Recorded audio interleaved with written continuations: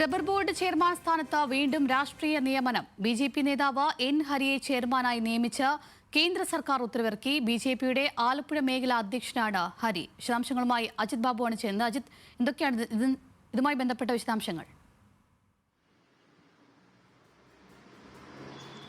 തീർച്ചയായും വളരെ പ്രധാനപ്പെട്ട ഒരു കാര്യമാണ്. കാരണം വീണ്ടും രാഷ്ട്രീയ നിയമനം നടന്നിരിക്കുന്നു. നേരത്തെ തന്നെ 2019 ഇക്കാര്യത്തിൽ IAS കേഡറിന് പുറത്തേക്ക് റബ്ബർ ബോർഡ് ചെയർമാൻ സ്ഥാനം നൽകുന്നത്. അന്ന് BJP നേതാവായ കൊൽക്കത്ത സ്വദേശിയായിട്ടുള്ള ഡോക്ടർ സവാർ ധനാനിയ ആണ് ആദ്യമായി ഇത്തരത്തിൽ ചെയർമാനായി IAS കേഡറിന് പുറത്തു നിന്ന് വരുന്നത്. അന്ന് BJP നേതാവ് കൂടിയായിരുന്നു. അന്ന് അതിന് വലിയ വിമർശനങ്ങളടക്കം ഉയർന്നിരുന്നു. ഇത്തരത്തിൽ ചെയർമാൻ പദവി IAS കേഡറിന് പുറത്തേക്ക് നൽകാൻ തീരുമാനിച്ചത് തന്നെ രാഷ്ട്രീയ നിയമനത്തിനാണ് എന്നുള്ള വിമർശനങ്ങളടക്കം ഉയർന്നു. അതിനുശേഷവും പിന്നീട് ഇതേ പോസ്റ്റിലേക്ക് ധവാനിയ ഉൾപ്പെടെ എത്തുന്ന സാഹചര്യം ഉണ്ടായി. അതിനുശേഷമാണ് ഇപ്പോൾ എൻ ഹരി ഈ പോസ്റ്റിലേക്ക് ചെയർമാൻ സ്ഥാനത്തേക്ക് എത്തുന്നത്. രാഷ്ട്രീയ നിയമനം വീണ്ടും ഉണ്ടാകുന്നത്.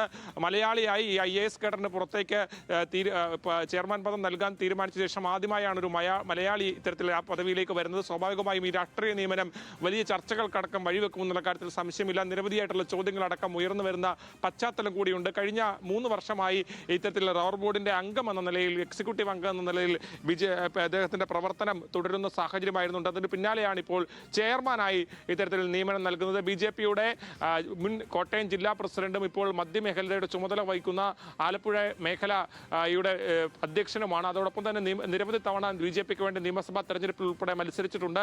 അത്തരം ഒരാളെയാണ് ഇപ്പോൾ റബ്ബർ ബോർഡിന്റെ ചെയർമാനായി കൊണ്ടുവരാനുള്ള രാഷ്ട്രീയ തീരുമാനമെടുത്തിരിക്കുന്നത്. അതിനാൽ രാഷ്ട്രീയമായ നിയമനം വലിയ വിവാദമാകുമെന്നുള്ള കാര്യത്തിൽ സംശയമില്ല.